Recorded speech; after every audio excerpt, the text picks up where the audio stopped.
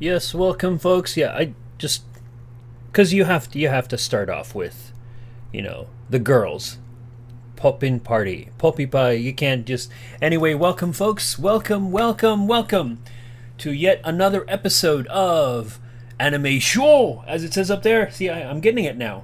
You kind of have an idea of where things. I mean, doesn't exist anything up here. It's all special effects, folks. It's all special effects. So anyway, welcome to another episode of Anime Show. Anime Show. Because it's fun to do that. Welcome, welcome, welcome, everybody. It is episode 23 of Anime Show. Can you believe we've had 23 episodes already? We're just one episode away from 24, right? Two dozen. I can math. I swear I can. So welcome, everybody. Episode 23. 23 as in Megazone Sue 3. Or as in the numbers 2, 3 in Japanese, Nissan, the car company. Anyway, thought that'd be kind of fun. Yes, so I'm hoping. Let's see. I think my microphone is on. So let me know, guys, in chat. All of you who are in chat, I see Jay so far. I'm sure some other folks are going to be dropping in. Let me know if you have any sound issues. Let me. Right now, my microphone is in the green. So I'm pretty sure you guys can hear me. Let me know if something goes off. I see Jay. Best way to start off an anime show, of course. All right, right. You just can't go wrong with Popipa, the best anime show, at least in my opinion, in the entire world, in the entire universe, in the entire multiverse, because as you know, they're different timelines. As you might remember. Aimi accidentally summoning the wrong Ito Miku, who started talking about Kokoro instead of Kukuru. And yeah, so anyway, yeah. Cool. All right. Stuka, welcome to the show. Great. Glad you guys can hear me okay. I'm sure we're going to get some more people in. Nice to have the two of you there. And I know we've got some lurkers. I'm sure we've got some lurkers out there in YouTube land. So if you are lurking, hello. Thank you for watching the show, but do drop into the chat. They're a friendly bunch of folks. They'll say hi, you'll say hi. It's a whole hi thing. Hello here. So do jump in there and then just join the chat, whatever. I am keeping an eye on things, so if you guys want to make comments, please feel free. Please feel free to go ahead and do so. So episode 23. Once again, if you haven't subscribed yet, go ahead and click the little subscribe button, which I think is down here somewhere. I can't quite remember wherever it is on YouTube. Click the subscribe button and then ding my bell. I had to ring. That just sounds bad. Ding. You can ring my bell. Ring my. Another 80s reference. I was making 80s music references earlier with Spandau Ballet, because we know it's true. One of us. One of us, one of us, one of us, one. Yes. Yes. Where was I? Yes. Hit the bell for notifications for when we go live or when I drop videos into YouTube, which I just did a couple recently. I did a Les Mis parody and a Carmina Burana parody, so do check it out. Those were kind of fun to do. They're in the channel under the regular videos, not the live stream videos. So so subscribe, hit the bell for notifications, and then once again, tonight's episode is made possible by the fine folks at Starbucks number 371, which is just down the street from me. They provided me not free, mind you. I had to buy, but the fact that I am able to, they did give me permission to identify them. So I have myself a venti. What is this again? A vanilla latte, right there for beveraging. Can I? Yes, so many 80s references today. It's just an old 80s. I might just have to yell $2, and I'm sure you should get that one, right? $2. Yeah. So both of you pairs. I'm glad you enjoyed them. Yes. So they gave me So yeah, I had to buy the drink. It didn't cost me $2. Lane Maya. A Portrait in Moppishness. There's another one. Better Off Dead. Great, awesome movie. If you haven't seen it yet, and you're an 80s junkie, go check it out. That's go. What's it? Go check it out. There he is. Go check it out. Go check it out. Good. Anyway, yeah, check it out. Best Savage Steve Holland movie that I remember. I think it was Savage Steve Holland. John Cusack, great part in there. Go check it out. Yes. So I got that, and I also, of course, have for eating purposes, we have ourselves a Choco Coronet. Choco Coronet. No, it's not. It's chocolate croissant. Again, because in honor of Rimirin. Look at that. The cute little girl who turns into a Choco Coronet. Once again, stickers provided by the nice folks here in chat, Jay and Stuka, for my birthday this year. Many months, many moons ago, in a far off land. Anyway, that's not a reference to. That's not an '80s reference. I'm just making shit up there. So yes, thank you to Starbucks store number 371 for letting me come in and buy stuff, spend money in their store, and procure myself some delicious goodies to drink and eat. And of course, tonight's episode, however, is still not sponsored by Bushiroad. Well, you know, a guy can dream, right? I dreamed a dream in time gone by that Bushiroad would be my sponsor. And I'm sure Les Mis, the producers of Les Mis, are going, he's killing our music! Anyway, and of course, as you know, I wish I could... Jay, you wish you can turn into a Choco Coronet? I mean, you want to turn into a delicious pastry. I'm going to have to link you to the episode in Garupa, I think it was Garupa Pico, in Pico, the SD, the little chibi show where she actually turns into, she eats so many Choco Coronets that she turns into a Choco Coronet. It's such a cute little video. It's like it becomes a nightmare for her. But anyway, I'm gonna give it it's 3 minutes. They're really short. I'll link you. I'll probably link that episode in the show description afterwards, so you guys can check it out. And it's a cute little episode. So yes, unfortunately, still not sponsored by Bushiroad, but you know, again, one can dream. Well, yeah. I mean, it does look cozy. I mean, you're wrapped in probably a warm, doughy goodness, and then there's chocolate right in there, you know, and it's just you're enveloped. You're wrapped in the arms of chocolate, right? In the arms of the loving arms of chocolate loving arms, which sounds really bad. It's almost like, oh, I'm not even gonna go there. Chocolate, sentient chocolate, loving chocolate. Anyway. Turning to life goals. May, welcome to chat. May. Speaking of May, Jay has just been telling us that her life goal is to turn into Rimirin and become a Choco Coronet. So that's her life goal. Please, you know, I think, you know, if it is something that you want to do, by all means, go for it. You know. Rocky dun dun dun dun dun dun dun dun dun dun dun dun dun dun dun dun. Anyway, if you want to turn into a Choco Coronet, please by all means do so. If there's any way we can help you out, maybe we can bake something and put you in there, and then pour the chocolate. You know, we'll have to figure something out. So May, welcome to the show. Stuka, Jay, you guys know May. She was our spotlight guest last week. As part of the roundtable, along with Tara and Vic, and you, I'm sure you remember her from prior segments of the stream.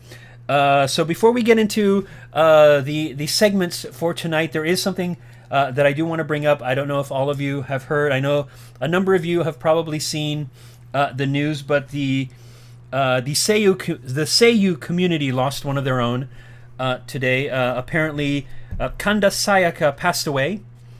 Today, she was, in addition to being a SHIYOU, she was a singer and actor, best known for playing Yuna in Sword Art Online. I think it's the movie the movie, and also Aliciazation.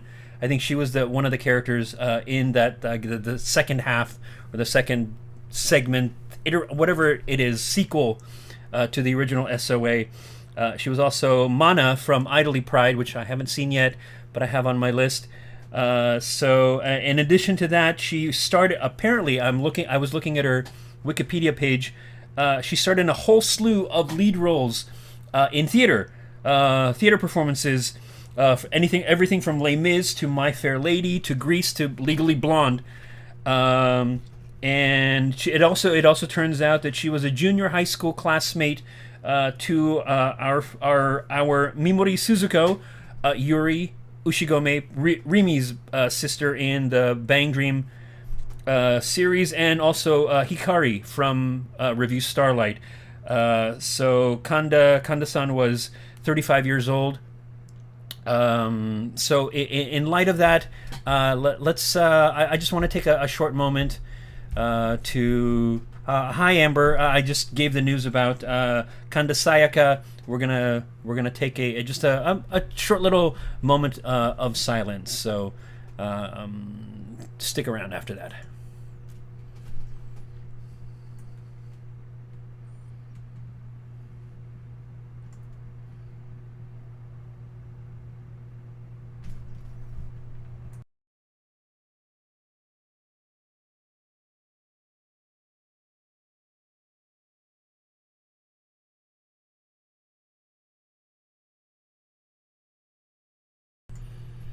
Okay. So condolences to her family, her friends, and everybody that she worked with. Amber, hello, hi Amber. Say hi, chat, Amber, chat. I'm sure you know everybody in chat, and I'm sure everybody in chat knows you. Amber is one of our regulars. If you are a lurker, please hop into chat. You can see here. You can see here that chat is a very friendly place. They might even give you some snacks. Who knows? Or if you have snacks of your own, go ahead and share amongst folks in chat if you want to. So having said all that, let's go on and begin our Ice Angel. Hello. We got a new person. Hey, everybody in chat. This is Ice Angel. First time joining the live stream. Welcome. We're glad to have you here. Ice Angel, I know from not just Twitter, but also the Poppin'party server. Welcome Ice Angel. Chat Ice Angel. I'm sure you recognize some of the names here. If you don't, just go ahead and say hi. We're a friendly group, and I'm glad you're able to join us here. And so you're just in time. And I've noticed in past streams, every time I get to this part after all the intro stuff, it always turns up that if and when it happens, May always shows up just as the right time, just as I'm introducing our first part, which is the best part, well, one of the best parts of the 3 parts here on Anime Show. And of course, you know exactly what I'm talking about. Let's go ahead and launch off with Bandori Appreciation Time. Here we go.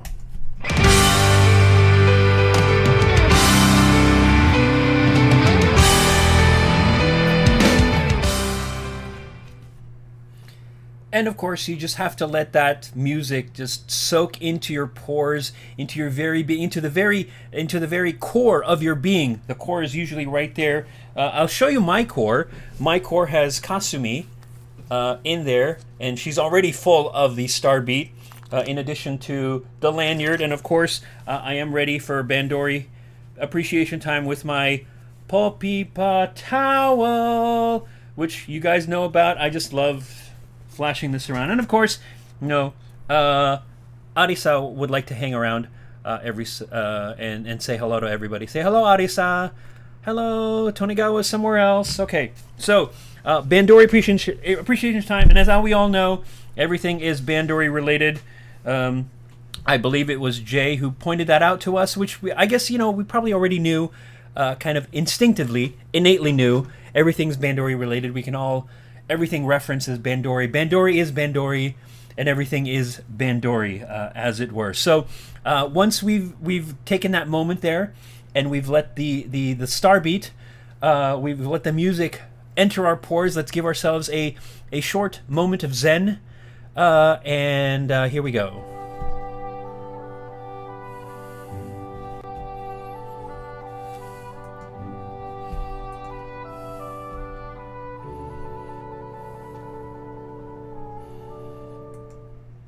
Yes, because of course you always have to have a sleeping Aimee with the snot bumble. Yes, May says, if you want to summon me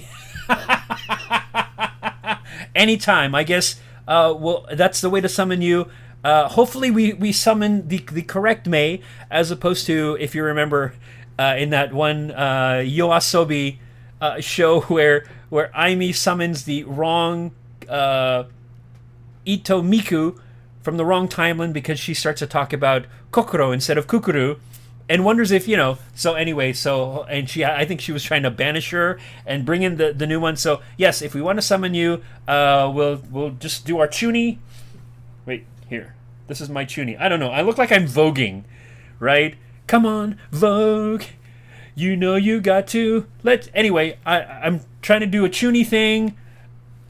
Right eye, there. The dragon in this eye will summon May. Well, anyway, it's not going to work. It's not going to work, guys. I just look like I'm doing a box dance, or I'm trying to vogue, right? It's not going to happen. So anyway, all right. Bandori appreciation time. We'll begin with some birthdays. So we just missed a birthday. The 16th was Kanemoto Hisako's birthday, Sugumi, Afterglow's keyboardist. Happy birthday to her. And then tomorrow, because it's the 18th here in the U.S. Tomorrow, the 19th, probably today, if you live in the future, which I know May lives in the future. Oh, and it looks like Ice Angel also lives in the future because it's Sunday there. It's Saturday still here. So today for you folks, it's a happy birthday to Uesaka Sumire, who plays Chisato, Passepure's bassist. So for the two ladies, happy birthday. Let's sing, everybody, happy birthday to you, happy birthday to you, happy birthday, dear Sumugi and Chisato, happy birthday to you, yay! All right, and with that, we're going to take a drink. Provided by our friends at Starbucks store number 371. I got to plug them because, that's the thing I do. Like, they don't really sponsor me, as I pointed out. If you guys know the story, we should keep how many efforts. If you really want to tally how many 80s references you make today, sure, go ahead and we'll see. Well, maybe we'll keep that as part of the countdown. Last week, hi, o tanjoubi omedetou gozaimasu. Hi. To our good friends there, Sugumi and Chisato-san. All right, so happy birthday to them. O tanjoubi omedetou gozaimasu. Hi. Arigatou gozaimasu. Anyway, and now let's get to some countdowns. Countdowns are good. All right, we'll get to the countdowns here. So we already know the Roselia movie is out. The Blu-ray is out. Episode of Roselia. Parts 1 and 2 are now out at the same time. So if you haven't gotten it yet, go get it. Find it. CD Japan has it. I'm sure you can probably find it on the Bandori Global store somewhere. Somebody's got it. So episode of Roselia, The Promise, Yakusoku, and Song I Am are out. Get it. Watch it. Devote yourself to Roselia. I'm getting there. I'm still getting there. I may eventually, maybe not half devote, or I'm good with Roselia. I'm getting there. I'm really.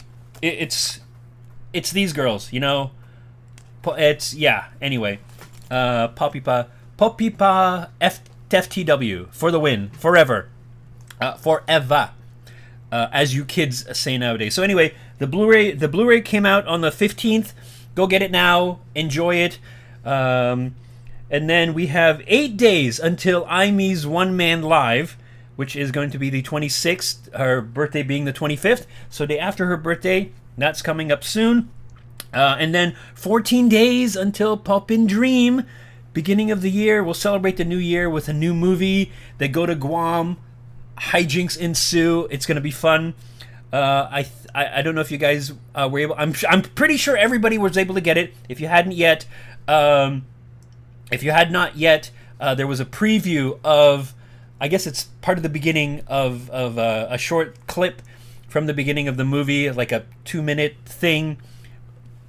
It should be on YouTube. If you're interested, I'll put the links to that in the show notes, or the description at the bottom of tonight's stream afterwards. Okay, so we've got Poppin' Dream the movie, and then 18 days until the 7th single, Poppin' Dream, comes out. I believe it's going to come out on the 5th of January, and then it's going to be 88 days until Bang Dream Dreamer's Best, which is a 2-disc compilation commemorating the 7th anniversary of the Bang Dream project and the 5th anniversary of the rhythm game. And it's a two-disc set of songs that were chosen by poll from fans. So it's all, and I think they're going to include one new song or a couple new songs, something like that. But it's all songs that fan favorites. So there was a big poll that was going on for a couple months, and people basically voted in the songs that they want. And I think it's each band gets 3 songs, I believe. If somebody wants to correct me, please go ahead. It's either 3 or 4. I think there was 3. They each get 3 songs for the album. So that should be fun. So 88 days until that. 102 days until Morphonica's 4th single is released, Fly with the Night, and then 154 days until the Roselia Live episode of Roselia 2-day concert. It's in mid-May, May 21st and 22nd of 2022. So 154 days until that. And then the other thing that we need to look at is it's been 37 days since the last Jennifer Chan sighting. As you can see there, Saichi has a plush of Jennifer Chan, and of course, there's Jennifer Chan. And why forget Ceiling Cat? How about Ceiling Jennifer Chan? Or is that just a little too much? We'll go back. Come on, we'll look at the plush, and I want to bring up the plush because the next thing I want to talk about is this Aimee plush. Gonna jump back to chat here. Yes, 3 top voted songs. Yes. So each of the bands have their 3 top voted songs, and that's going to be on that compilation CD. So anyway, back to the plush. This Aimee plush is just so cute. I mean, I've shown you guys this before, and I think somebody said they were able to buy it, or it was a special deal that was able to get from like a lottery or something like that. If they eventually come out and you can physically buy it, like in stores, even at, just I'll give you my money. That. And I bring this up because of something that happened on Twitter. Ice Angel. Okay, well, thanks for coming in, Ice Angel. Glad to have you on chat. Have a good day to you. Thanks again for showing up to the show. So so I'm bringing this up because here we'll start here. So this is something that a Twitter user named Hase or Hase, also on the Poppypod Discord server, decided to show me this picture. So look at the smile that Arisa has here, and apparently they decided to do a kind of a cartoony version of the smile, which I don't know about you, but it kind of gives me, it's a little creepy to look at. She kind of has that kind of Day of the Dead, Dia de la Muerte kind of look. And then, of course, when they translate it to a plush toy, he showed me that popped up on Twitter, and I said, "Oh no, please, anything but that." It looks like a creepy doll who's trying to follow me around. After which he decided, okay, it'll follow you. Oh my God, Hase, I don't like you anymore. This is your fault. That just is too creepy. But you know what? I have to say, while this is really cute, after a little while of looking, I'm finding myself getting more and more comfortable with the Arisa, this particular Arisa plush. And I see May here saying, "Oh, you can buy them along with her other goods." Oh, good. Oh, good deal. So we can buy. So I'm gonna have to figure out how to buy both of them. and I figure, even if she does kind of look a little creepy, if I dress up, I figure I can get the Arisa plush, the kind of creepy Arisa plush doll, and I can dress up as Ash from Army of Darkness, Evil Dead, and the two of us will fight Freddy Krueger and Chucky, the murderous doll. So between the two of us, we'll fight crime. I think that's I think that's a good resolution. Oh, pardon me. So in any case, apparently we can buy the Amy plush, which would be awesome. I'll have to go see what to do, and I'll have to see if that's available somewhere. At worst comes to worst, I'll just end up buying the little Nendroid. The little plastic figure. It's a really cute one. She's playing the keyboard on that. So I think we'll go with that. So I've shown you Sealing Jennifer Chan, which is probably a little disconcerting. The little toy Arisa figure creeping from the from the hallway, like something out of a horror movie. Why don't we take a short moment and cleanse our minds with some kokoron.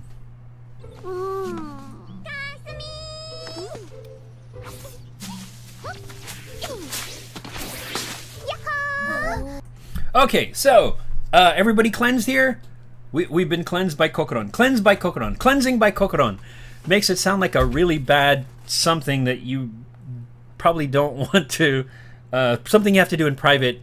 What did you do? I got cleansed by that. I'm not even going there. So anyway, a mental cleansing by watching kokoron do her thing.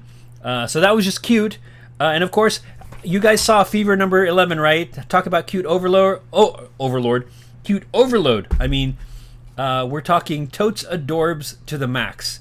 That I think that was a really, really fun, really cute video to watch. Amber says, yes, Nendroids, I've been eyeing the whole Poppy. Oh, well, yeah.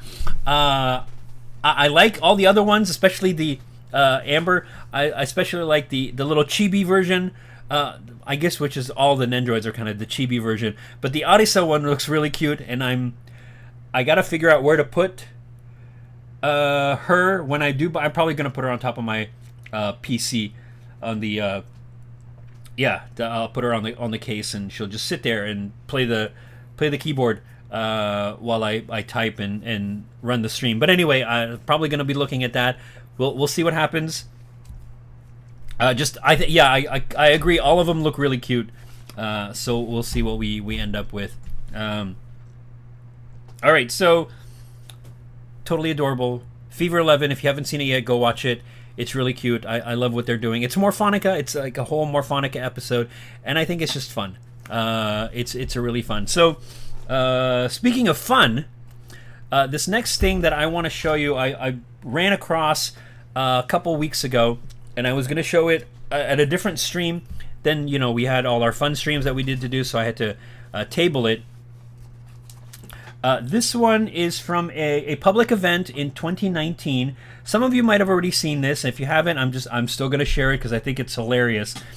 So basically, the premise is it's a combo show featuring Poppin Radio and Radio Shout, or Poppy Raji and Radio Shout, which are the two radio shows by Poppypa and Roselia, respectively. And in this one, in this segment of the live event, Poppypa is singing a completely improvised song for Roselia. And it's part of their little shtick. In some of the other ones, they do kind of like a make up songs on the spot, or they do some kind of musical number. And you guys probably remember from episode 3 when I played that clip from a episode of Poppy Raji where they do an Enka version of Sing Girls. You guys remember that, and I was doing some other stuff regarding Enka. So this one is been subtitled by Nishio Sigure, who's, I think we've seen some of her stuff before. So I'm gonna play this song by Poppypa about Roselia and just have a good time. Here we go.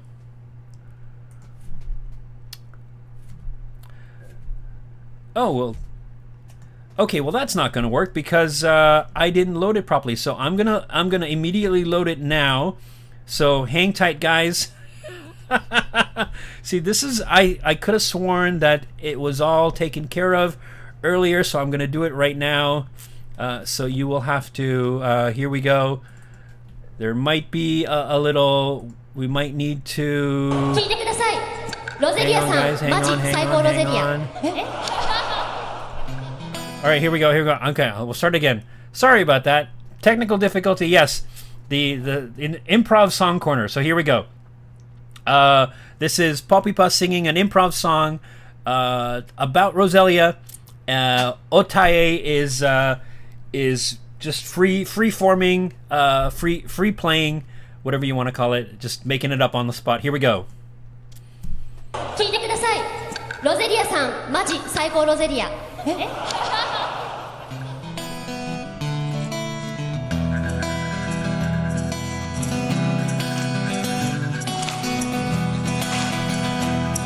ロゼリアが大好きだ。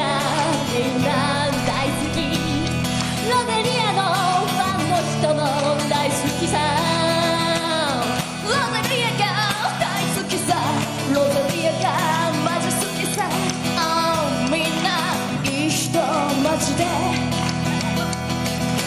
工藤春さん顔が好き。めっちゃ可愛いタイプマジで好きです。かわいいなメグ最高メグさんいつもご飯に連れてってくれる人見知りな私の壁をこじ開けるありがとうメグさんありがとうメグさんありがとうメグさんありがとうメグさんマーちゃんのんちゃんかわいいのんちゃん人見知りだけど絶対心が優しい、かわいい、なんかほっとけないとってもいい香りがする雪ベースめっちゃギャップあるね、写真集見ました、めっちゃ可愛かったよよロゼリアの皆さん最高です。ロゼリアの皆さん最高です。イェイよあらばリミイェ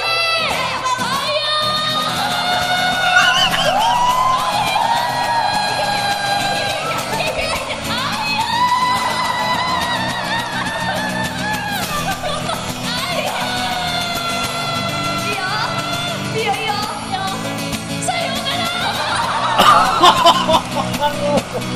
ロゼリアの皆さん、これからもよろしくお願いします。Yeah.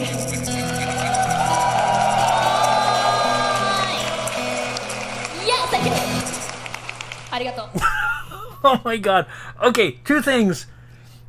when Aimi's singing to Nanchan, just the look on her face, she's trying not to die. I think Aimi killed her, or who's in the process of killing her on stage. The look, and then oh my god, what? And Remy of all people. Oh, that hurt. I was like, what? Everybody else got a verse, and then oh god. I mean, if you want somebody to really get you, I guess you gotta have Remy just take that knife and go right in there. Oh my god. Oh, poor I. I mean, abandoned by Pompipa, by people I think she respects, right? Especially Remy. It's always the quiet ones. It's always the ones with the choco coronet that will have the shiv that will just, right in the fifth intercostal space, right between the ribs, and just right there, right? Anyway, just kidding. Yeah, poor I. Poor. It's a natural phenomenon. Oh God. I always gets the short end of the stick. She's always getting anyway. But yeah, poor I. I mean, come on. How do you say no, right? Come on, guys. Well, or maybe it's just only me. Maybe I'm the only one who can't. Anyway, but then again,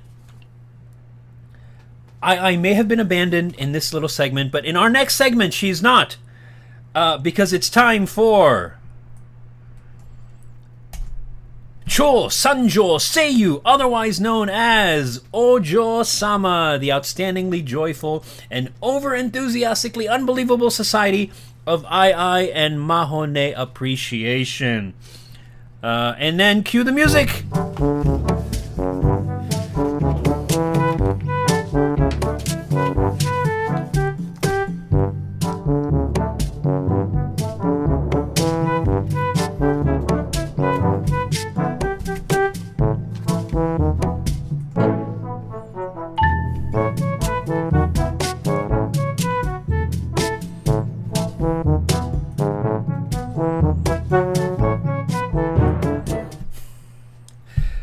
There. So no abandoning of II here. It's all about II and Maho, our two controlled chaos providers out of both the Kukugumi and II for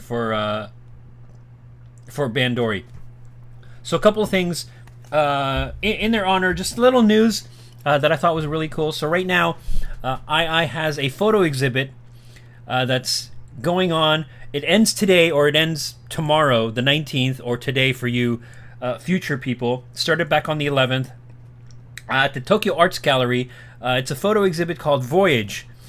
Basically, it's a photo story about a traveler, II, and her horse. And there's the pictures are amazing to look at. I'll link to the exhibit. They show some samples of it, and I think there's some a little photo essay kind of video about the shooting of the exhibit. It looks really cool. If you have the ability, if any of my lurkers out there are actually in Japan right now and are able to go see this, it's free. So go check out the Tokyo Arts Gallery webpage.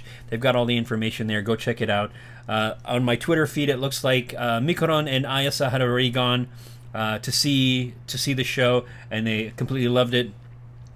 So yeah, if you get the chance to see it, hopefully there'll be some sort of video thing in addition to what's already shown to see the stuff. Anyway, if you get a chance, go check it out. So Maho news. So Maho is going to be appearing in Agatha Christie's The Mousetrap. It's going to be at the Hayuza Theater in Tokyo, starting January 12th next year, and running from the 12th to the 23rd. Now, The Mousetrap, for those of you who don't know, is a mystery play written by Agatha Christie, originally based on I think it was a radio play that she wrote called Three Blind Mice, and then turned it into I think it's a two or three act play. It turns out it's the longest running West End London show out of all the shows. It opened in 1952 and ran continuously until March 16th, 2020, last year, when it got shut down because of COVID. And September 18th of 2020 marked performance number, or no, maybe that must be wrong. Must be a different day. So September 18th, I'll have to look it up because apparently it marked performance number 27,500, but not if they closed March 16th of 2020. Anyway, but it was the longest running. So from 52 to 2020, it ran nonstop at one of the theaters in. I think it switched theaters at a couple times, but it kept running for that long. So it's a mystery. Maho plays the role of Molly Ralston, who's the proprietor of a place called Monkswell Manor out in the middle of countryside of England, which is the setting of the play, and a murder takes place. So that's going to be kind of fun. It's a really cool play. I read it once, and I did it because, interestingly enough, one of the classes that I took in college was a theater survey class, and part of the project for the class was to perform a scene from a series of plays, and I happened to have been put in a group where we perform the scene from The Mousetrap. Hence why it's of interest to me, because I played one of the characters in the show, and I've read the show, and I would love to go see it performed somewhere. So if it ever pops up around in the Seattle area, I'm probably going to definitely go check it out. So so that's the news for I and Maho. And in order to introduce this next little feature that I'm going to show you, we're just going to have the two of them ask how we're doing. 皆さんお元気ですか？元気です Because they have to ask. And anyway, I like that little bit. It's just the two of them having fun. Okay, so this little bit of video that I finally found and pulled to show you guys. I've been trying to show you, and I hadn't had any luck previously. I was able to this time find video that I could use and not have it crap out in the middle. So I'm going to show you this video. I think this one that I've talked to somebody. I think I might have told May about this in direct messaging or in DMs on Twitter. I think I could be wrong, or I might have mentioned it to her. I know I spoke to somebody about it, but anyway. So this particular segment comes from an episode of Maho channel. So Maho's show. It's episode number 18, and this one they take this, they do a skit, and it's one of those. It's the box of challenges. So you might have seen. So basically, they're given a box. There's slips of paper inside, and there's all these various challenges. They have to do something, either do a skit. I think most of you, if you have been watching Hibiki Style, they've done a similar thing where they're given a box and they pull out something, and something's written on it, and they say you have to do this or perform such and such. And they usually get whoever happens to be the SHIYOU host at the time, either 2 or 3 of them, or 2 or just 1. They'll have to do something. So it's very similar to that. So in this particular one, from what I was able to gather, they pull the challenge. The challenge for them is to perform the story of Cinderella, but they can only speak using 2 Japanese characters. So two characters are 2 kana. And if I heard it right, from the preliminaries, they have to act it out as if they were a couple of kids in grade school. I could be completely wrong. If somebody else listens to this or sees this video and says, "Oh no, you got it wrong," then I thought that's what I heard, based on looking up the vocabulary on gshow.org. I think that's what it says, but again, I could be wrong. I might have misheard something. But it's Nimoji Cinderella, so 2-character Cinderella. So basically, what that means is, instead of a character saying "Ohayo gozaimasu," they have to just say "oha." There are some words that'll fit for that. So if you're gonna say "close," great. That word would work because the word for close is "fuku." So that's 2 characters. So I present to you, and this is great. I present to you I and Maho doing 2-character Cinderella, and here we go. Enjoy, please. どうはシンデレラ始まり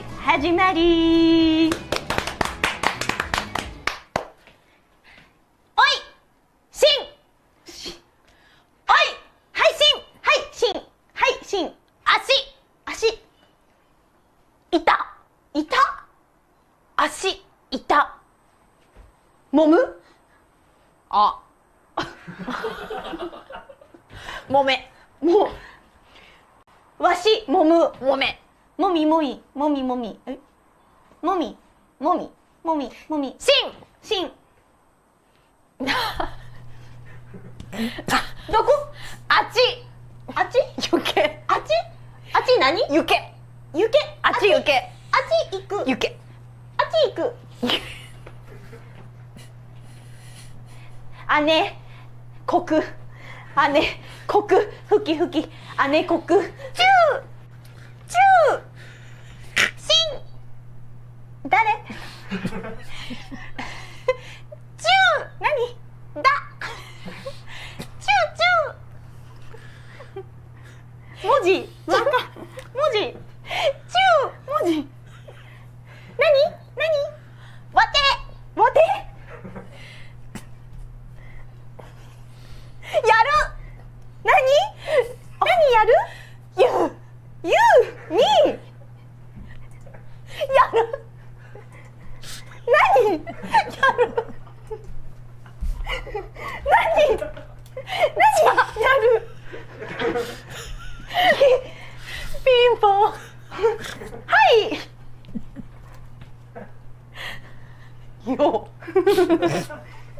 よわしゆ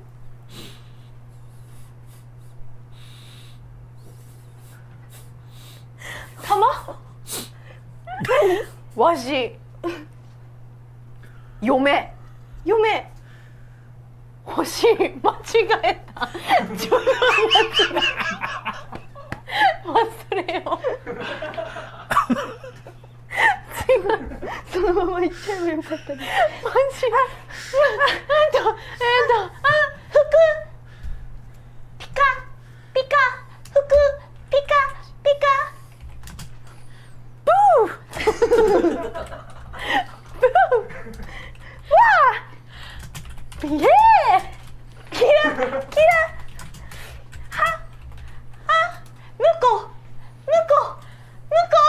向こ姫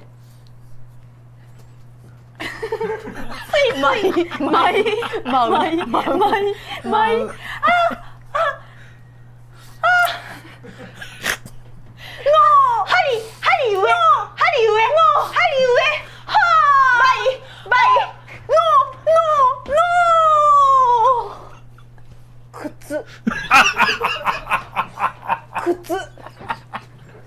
靴 G 恋 G 恋向こ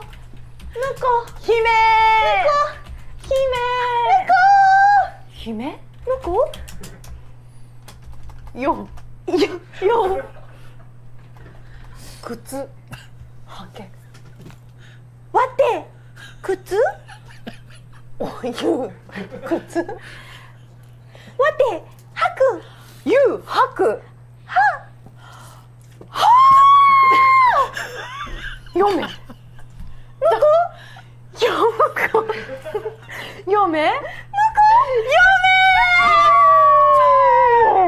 ダンダランダララダンダランダララダンダンダンダラダダはいもうこれ大変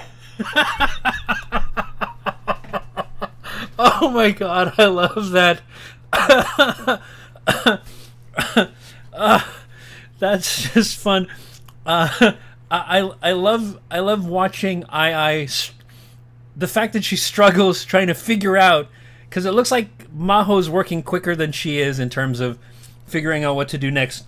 And then just I sort of slightly behind what she needs to do. The best part of that was right in the middle, that little exchange in the middle where she does this on her head and Maho points at it and says tama, meaning is that an egg technically, and she screws it up because she's pretending to be the prince who comes to see her, but it's not in the correct part of the storyline, because Cinderella doesn't meet the prince until later on. Because she hasn't changed yet into the ball gown, so the fairy godmother hasn't come yet. So the whole thing that she says when she's in the middle talking to her in full senses, she's basically saying, I screwed it up, that was wrong, forget what I said, I did the wrong thing. And that's when she goes back into the corner. And Maho's like, what the WTF is going on? I'm just going to continue. And then what she does, the fairy godmother comes in. And then when she runs away, she basically says, clock face, hare, clock face, and then I don't remember the word, but it means clock face reasons. So she leaves. Ai runs after her, saying, no, drops down and picks up and says, shu, kutsu. So she's turning around saying, shu, stare, G, which you probably heard from anime when you have the character going G, long stare. So he's saying shu, stare, shu, I is love, or I think she says koi. So shu, stare, shu, love, shu. And then just have her pick up shu. I mean, that is just classic. One of my favorite bits that I've seen them, and I found this on Bilibili. If you guys are interested, I'll link to the video that I found on the site. The rest of the episode has longer stuff. There's additional things that more skits that they do. some other stuff, and it's like I think it's an hour long. The clip is only like 7 minutes or something like that. But you have to subscribe, which of course I do. So you have to subscribe to her channel, and then you'll be able to see the full the full thing. But that's freaking hilarious.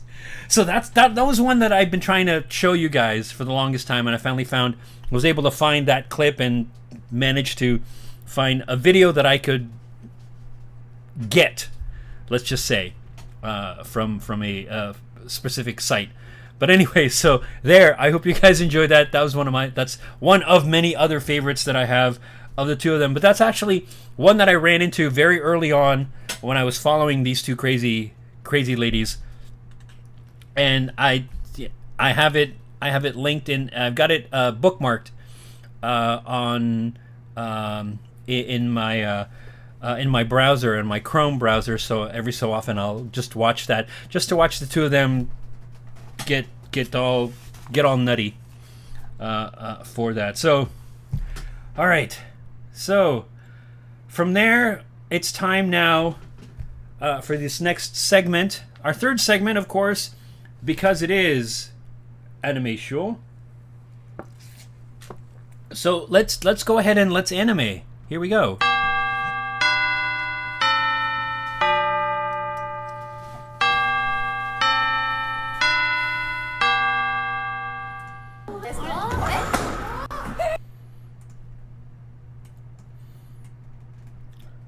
And here we are, as you can see, we're in the anime classroom. I thought we'd get a little festive, so I got some dangly balls. Don't go wherever I'm trying to do that.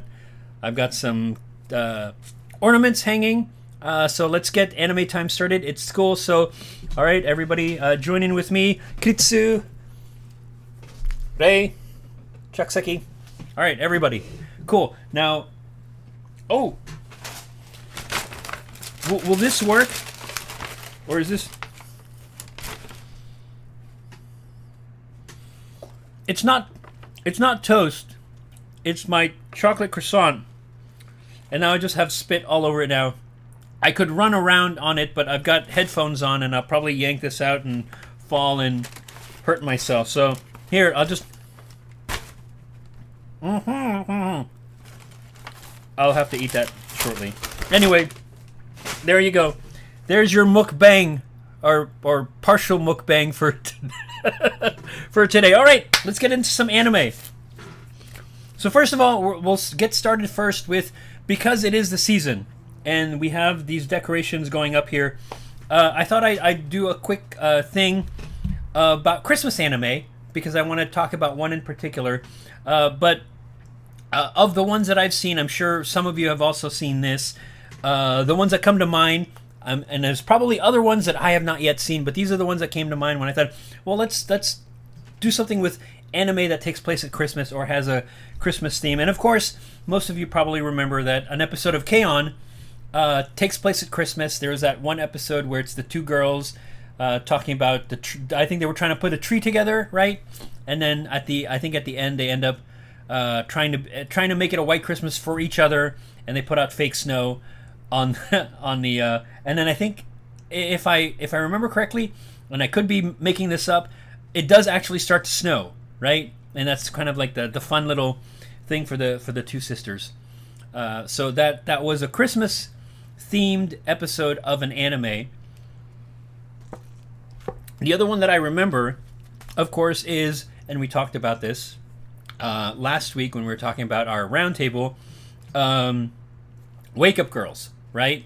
Episode 1. If you have seen it, May, you can correct me if I'm wrong or back me up here. I believe the first episode opens with a concert at Christmas in this little park in Sendai, when the Wake Up Girls unit comes up and performs their one song at the time, that the one song that they have to a scattered group of fans. And I think there was like one or two diehard fans who came to watch them, and that's when they get that's when people start to know about them. So that takes place at Christmas. So the Christmas anime that I want to talk about is a Christmas anime in that it takes place on Christmas Eve, and it's one that I've seen before. I haven't seen recently. I saw it, oh God, probably about 10 years ago. rented it from yeah, it would have been 10 years ago. Rented it. It was during the time when Netflix was doing their rental videos by mail. So you could rent a DVD by mail, and I remember renting this one because it looked really cool. It was an anime, and I believe it was about 10 years ago. It's by Kon Satoshi, who you might know, who did Perfect Blue and Millennium Actress before this one. This one is called Tokyo Godfathers. It's a story that begins one Christmas Eve in Tokyo and concerns basically three homeless people living in Tokyo who come across a baby. And the story goes off from there. If you haven't seen it, I highly recommend it. It's available, if you are in the US, it's available on Amazon Prime right now for a rental fee. I don't know if it's available outside of the US, or if it is, and you can rent it, and whatever Amazon you're able to do for Amazon Prime, do check it out. If you can't, there's got to be some other place. I'm pretty sure you could rent it somewhere else. There's probably another streaming service would have it. I don't know what's available outside of the US, outside from Amazon Prime. But if you can find it, go check it out. Go rent it. If you can rent it a physical version of that, please do so. It's well worth the rental, and I will point out that you're going to want a box of tissues nearby. There are a couple moments that I remember, even after 10 years, where there's some feels that happens in there. So just a word of caution, but I do recommend it. It's a really, really good movie. And it's a Christmas movie. So there you go. So, and speaking of feels, let's get into some of the shows that we've been taking a look at. Aquatope finally finished. I have thoughts. Aquatope, you series, you, my God. All in all, I would have to say, May has, we'll watch it next weekend. Oh, for Christmas weekend, yeah. Oh, it's really good. Like I said, make sure you have some tissue with you, May, because there are a couple instances where I think I remember getting the feels. So if you are prone to that, have it nearby. That will serve you well. Aquatope. So 24 episodes. Thankfully, they did 24 episodes because I really think the story that they wanted to tell took 24 episodes to tell. And by this point, I liked what they did. I liked where everything went. It's a wonderfully charming show overall. I had some reservations about what they were trying to do with the story, but it came to a I wouldn't say grand conclusion, but a satisfying conclusion. I liked where they took Kukuru and Fuka, and I like where they ended up, and I like what happened, and I like that everything tied itself up nicely, in that they got to where they needed to go. I think, and I try most of the time when I'm talking about some of these shows, I'm trying not to give spoilers, because I don't know how many of you are watching this show at the same time, or plan to watch the show. So I don't want to give too much away. I'll try and be roundabout. But as far as this show is concerned, I really like what they did. Big time feels kicked in the last two episodes, and especially in the very last one, when I'm just gonna put it this way, and I have it written down. Particularly in the last episode, when Kukuru and Fuka share that Gamma Gamma Vision out of body experience, and if you know what I'm talking about, that one hit me. That one really hit me, and I was blubbering because that just it gave closure. In a way, it kind of closed that story. Not close it, but brought it full circle for especially for Kukuru, and some of the stuff that takes place just before that, the things that she finds out, especially the conversation she has with her grandfather, who comes to visit at Tingarla. In that one scene, if you know what I'm talking about, if you've seen it and you know what I'm talking about, that conversation that they have. Really was not exactly an eye opener, but set the tone for where we see her going further on, and it kind of what am I trying to say here? I'm trying to say without giving too much of the story away. I'm going to leave it at that. I think it was fairly well done, very well done. I like what they did by the end of the show. If you haven't had a chance to watch it, or if you are watching it, watch all the way through. You're going to enjoy yourself. If you haven't watched it yet, start. You've got 24 episodes. Couple days, to stream and just binge watch. I highly recommend. I would have to say that this one will probably enter the ranks, the list of the rewatches.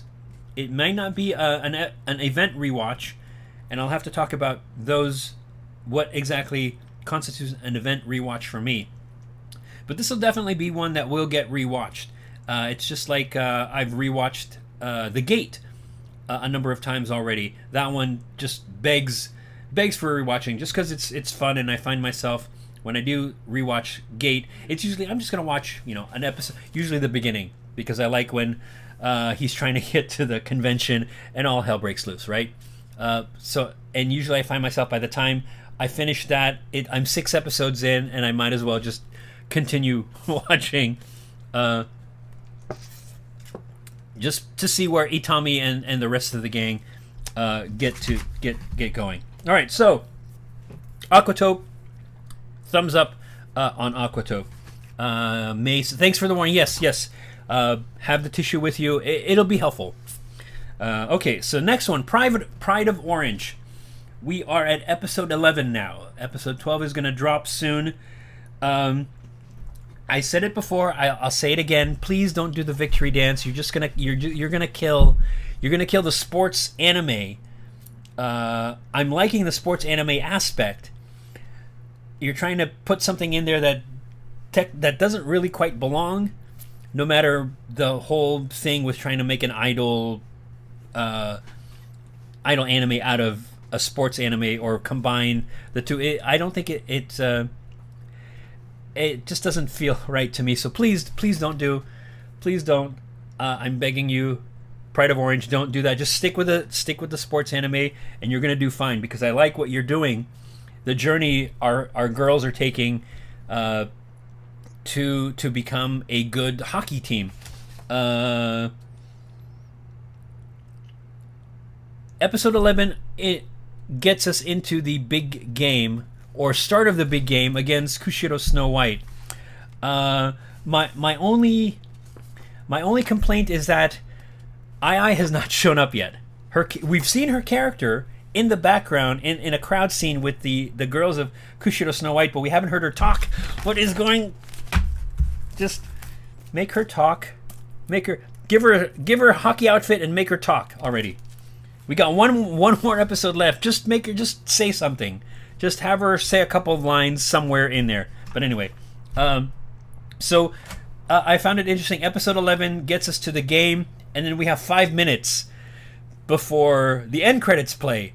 So the game has just started. So I'm guessing episode 12 is going to be the big game episode. Literally, it's the entire episode is probably going to be the full game, to whatever extent that they do that, with everything that entails for the big game. Probably something that they've done in previous ones. I think, was it Cinderella Girls, where everybody's working up toward the game, and that's the I think it's in the last 2 episodes where it's the big game against the opposing team. Scorching Ping Pong Girls had pretty much the same thing. Same thing with 2-car. Everything was leading up to the one big competition, and then the stories that revolve around that. So I'm looking forward to that. Just please just don't make them sing. It's not part of that. If I want a victory song dance, I'll go and watch Uma Musume, which I need to get back and continue watching. It's good. It's decent. I'll watch the rest of it. Whether it makes it into any of my lists, we'll have to see. It's not.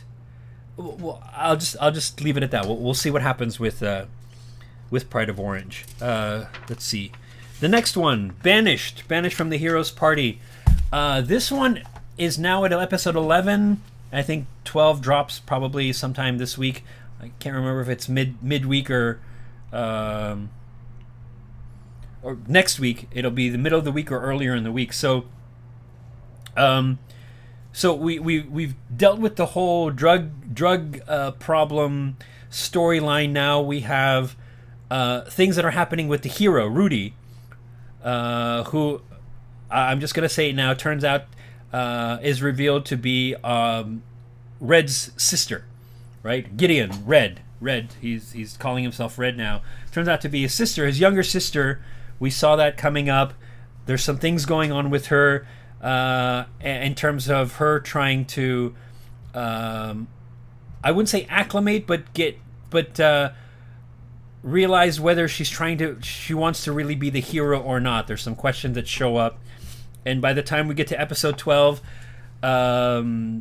Red's life in the quiet life that he's trying to lead, leaving the hero's party, is not quite as quiet as he wants it to be now, because all this crap is happening and everything's kind of converging into a big thing that's going to happen with Red in the forefront, of course, right? And then in episode 11, we knew Ares was an asshole from the beginning.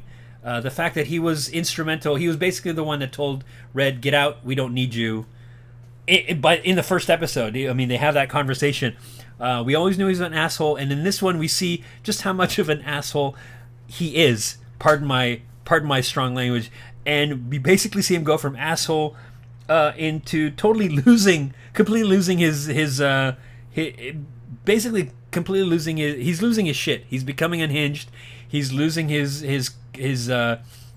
grip on reality, or at least practicality, and he's turning into a crazy person by the time you get to the end of his episode.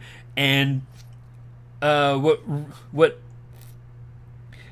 it's interesting to watch the confrontation between Rudy, their hero, and Ares in this one segment, because when Rudy goes quiet apeshit, is really a thing to see, and it's something that you probably don't want to have happen to you. I will leave it at that. Check out what's going on with that. It's really interesting. I'm curious to see where they take the rest of the show. If it ends with episode 12 or if there's another one, I don't know. Things are coming to a head, so I'll see what happens next. I'm really curious. Like I said, I'm really curious to see where they're going to go with this. All right, so next one. Finest Assassin. I've been enjoying this one. It's been kind of a slow burn through up to where we are now, which I think is I got up to episode 10. I didn't get to 11 yet. I think 12 drops next week. But so far, I've enjoyed what's going on. Like I said, it's a slow burn. It's a lot of setup so far for Luke's character into what has to happen next. The premise that they introduce in the beginning, and I'll tell you this because you'll probably see it written up somewhere, or at least in terms of what the story is about. So, Finest Assassin, a world's finest assassin, is reborn or reincarnated as a young nobleman. So, if I hadn't talked about the storyline before, it's a high-class assassin, the best assassin ever, dies during a job, is reincarnated into into a fantasy world, and the goddess who reincarnates him into a body of basically a kid, and he grows up, and she gives him the task of, by the time he turns 18, to kill the hero in this land and prevent Armageddon, basically. So by this point, it's episode 10. We have 2 episodes left. He is, I believe, he's like 15 or 16 right now. I think he's 15 years old by the time we get to episode 10. There has been no sign yet of who the hero is that he's supposed to take out, that he's supposed to kill to prevent Armageddon.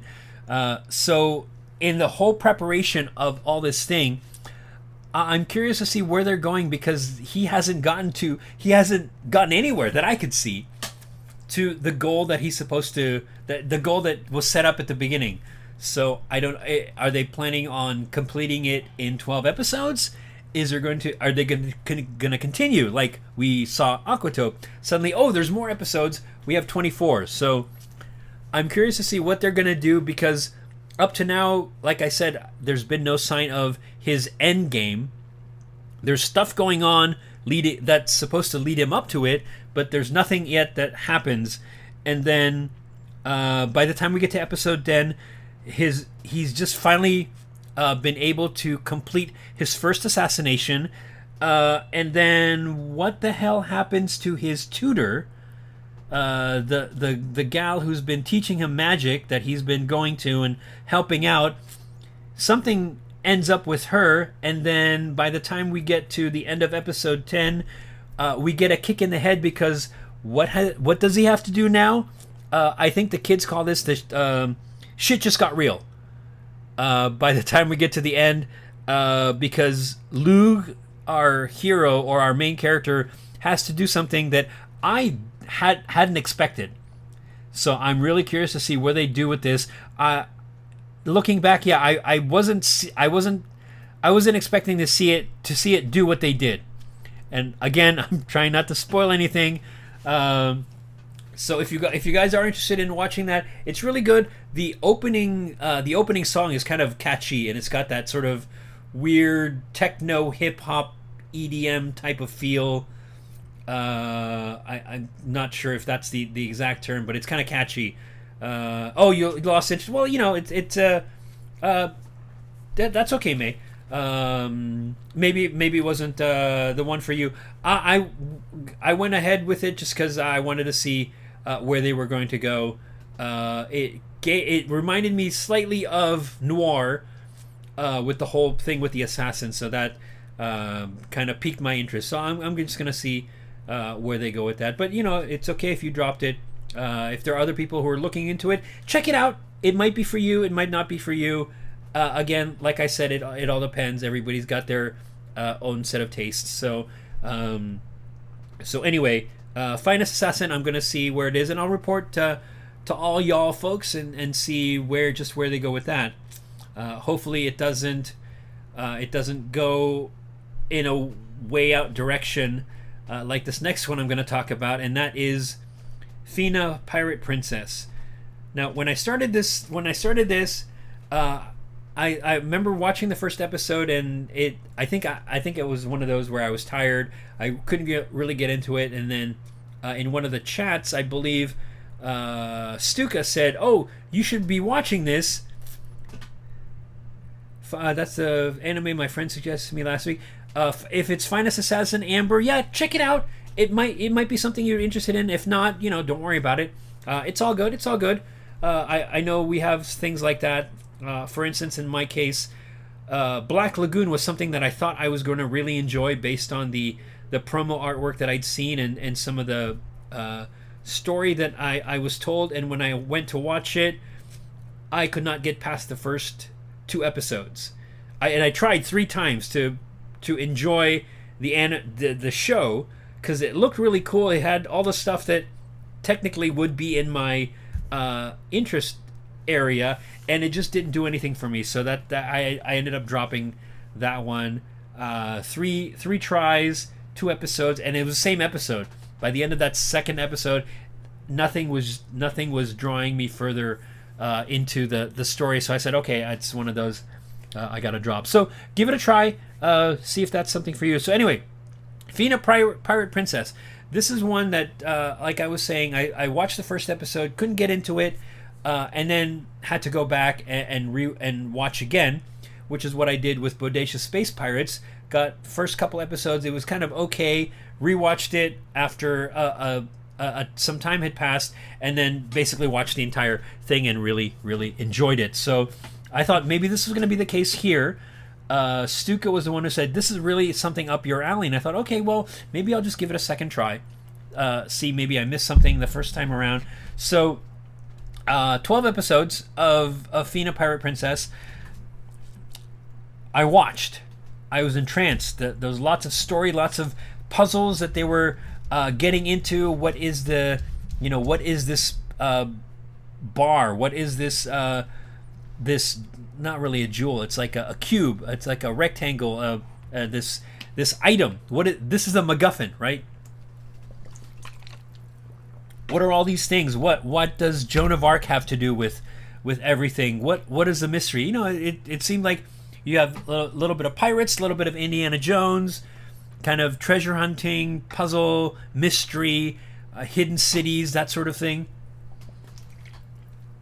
Sure, I'm game. Take me along for the ride. Rousing start. There's some great animation, great characters. I love the humor in a couple of the characters. There's a couple of twins who are just kick butt, and they bicker, and then they're kind of fun pair of characters. And the other characters are really cool too, including the the brooding lead hero type, who I figured by the time we end the story, he and Fina were going to get together, or at least become the sort of unspoken couple, right? Of course, they should, right? So, rousing start. Going through, everything's great. 10 episodes, 11 episodes, or 9 episodes, 10 episodes. There are 12 episodes at the end. We get to episode 11. And then we get to episode 12. And somewhere in there, Fina, Pirate Princess, completely goes off the rails. It goes off the rails. I'm gonna describe it this way.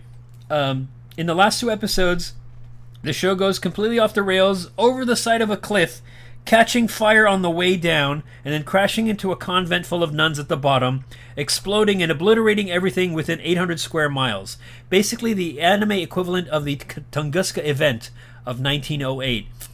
I don't know why they had to go there at the end of this. I mean, there were so many ways to end this show on a high note. Instead, they took this really weird pseudo-philosophical explanation for the events that were going on that were completely, I thought, came completely out of left field. Like, what does this have to do with this particular storyline? It's like, I want to say it's like the writers got bored and said, well, we'll make up some weird shit and just throw it out there and hopefully they'll swallow it. No, I'm not going to swallow that storyline. That was stupid. That was a stupid friggin' ending. You guys could have done something better. With all the characters that you had at your disposal, you end up with this claptrap at the end. I'm not going to give away exactly what's going on. If you are curious, go and watch it, but it was not... It's probably not the kind... one of it. It's not a kind of thing that I witness a lot.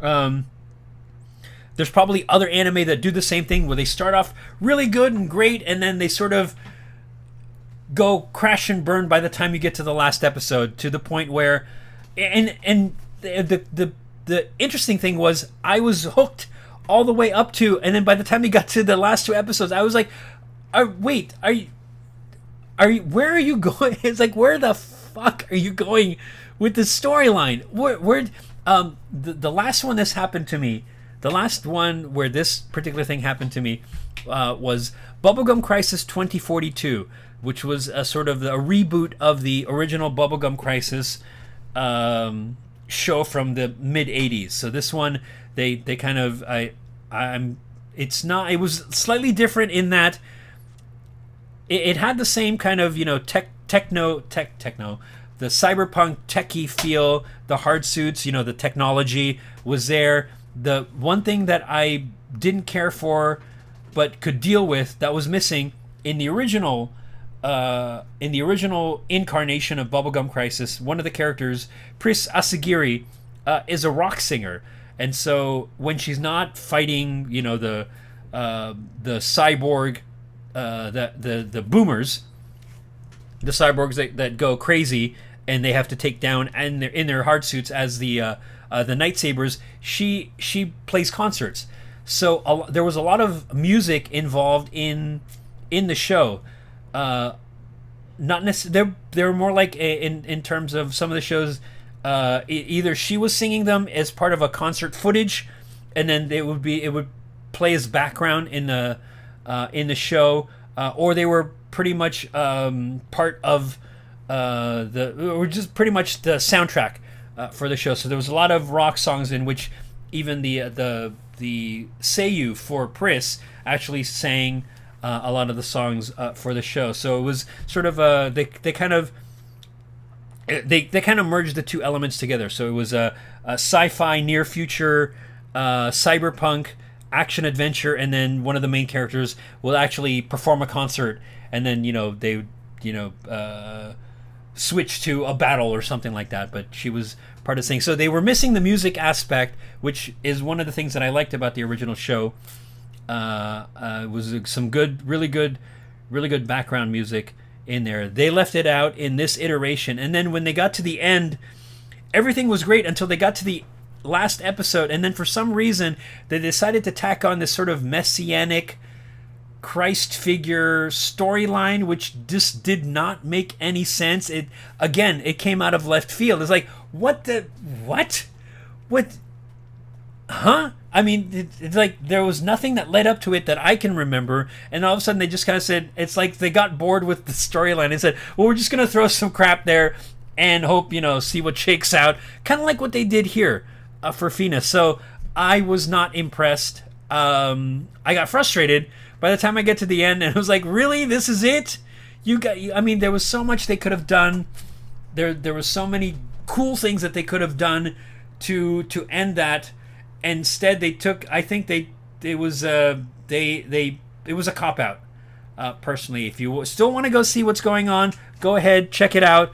I'm sorry that I want to say I wasted my time with that, but I think it was just the last two episodes were very disappointing. There was like I said, there was so much they could have done with that. It was basically a dumpster fire. Well, maybe not a dumpster fire. It was like a train wreck that you just kept getting drawn into, and because I kept hoping that even with the crappy thing that was happening, that some gem would pop out, but no, there were no gems. It was just crap all the way through, and it was like, oh god, I spent 40 minutes slogging through crap. Fina, Pirate Princess, you could have done so much better. I don't know exactly what went wrong, where it went wrong. I have an idea of where it went wrong. I think they were trying to introduce a certain philosophical part, supernatural element to it that just wasn't working. At least in my opinion, it wasn't working for that show. I don't think it needed that. There could have been some other things that they could have done that would have worked a lot better, but just trying, and it was very ham-fisted at the end too. They're trying to get this point across that this is the way. It's this whole reincarnation kind of thing, and I was like, oh, you just don't, just stop it, just show us some more fighting, and then end it already. Just put it out of its misery. So sorry, Fina, Pirate Princess. You started off good. You started off very nicely, and you just crashed and burned at the end, like I said. So those are the ones that I finally finished through. Right now, I'm in the middle of working on Electrodoodle, which I think May, I believe you mentioned watching, or you're in the middle of watching that during our roundtable last episode. I'm also watching Taisho Otome Fairy Tale, which is this cute little romance story. It's on Funimation. It reminds me a little of My Love Story, a little bit of Horimiya, and a little bit of Tonikawa. Plus, it turns out that Ito Ayasa plays one of the characters.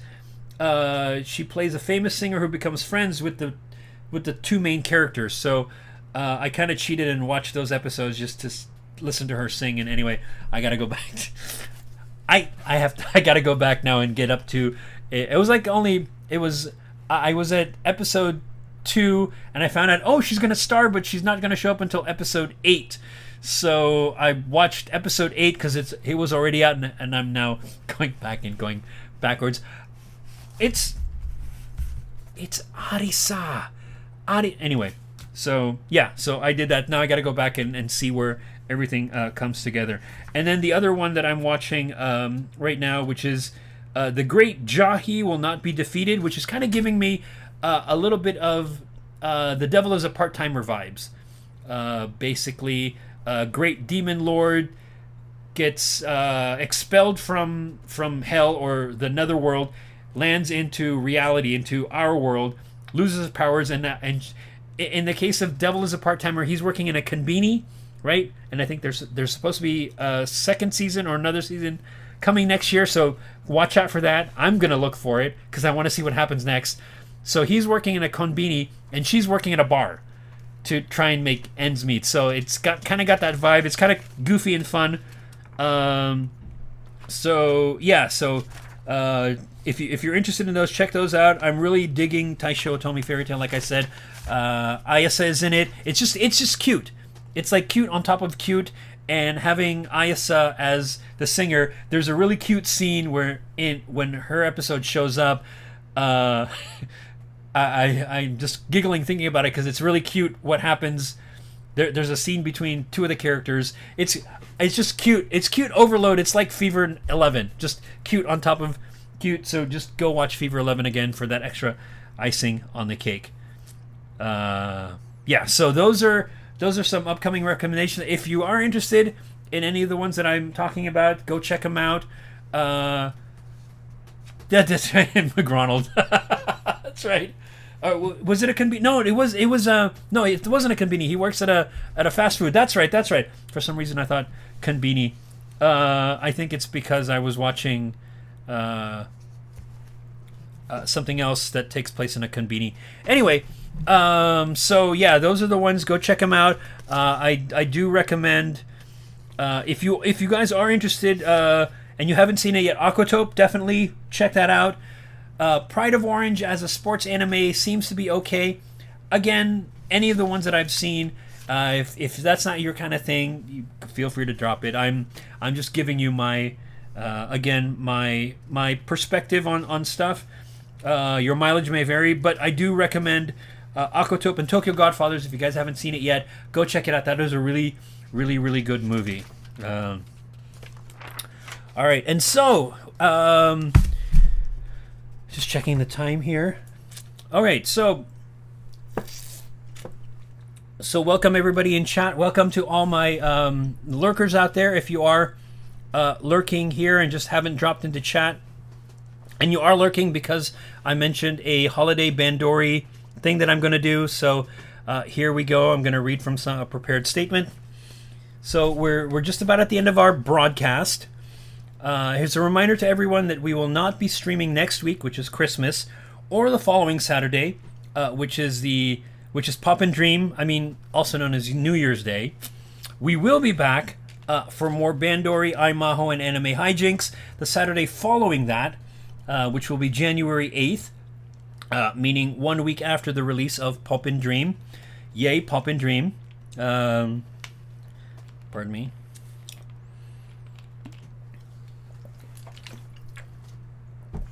So, speaking of Pop and Dream, and speaking of Bandori in general, I'd like to present everybody with the following. The general idea for what I'm about to share with you came from a coworker of mine. He was also a fellow anime enthusiast, so thank you goes out to him. I don't know if he's watching. If you are, thank you, sir. I salute you. I basically took the idea and made it Bandori specific, of course. His idea was that I should, during one of my streams, since the holidays are coming up, I should tell a story, a holiday story of some sort, and share something with you. Well, I'm going to tell you a story, a holiday story, a Bandori specific story, if you will. And so I hereby dedicate what I'm about to read. I dedicate this to all the seiyus of this fabulously wonderful show. I dedicate it to the creative staff behind the scenes. And finally, I dedicate this to my fellow fans out there, some of whom are in chat right now or are lurking and watching. What I'm about to read is for you guys. And I give you A Christmas at Circle Livehouse.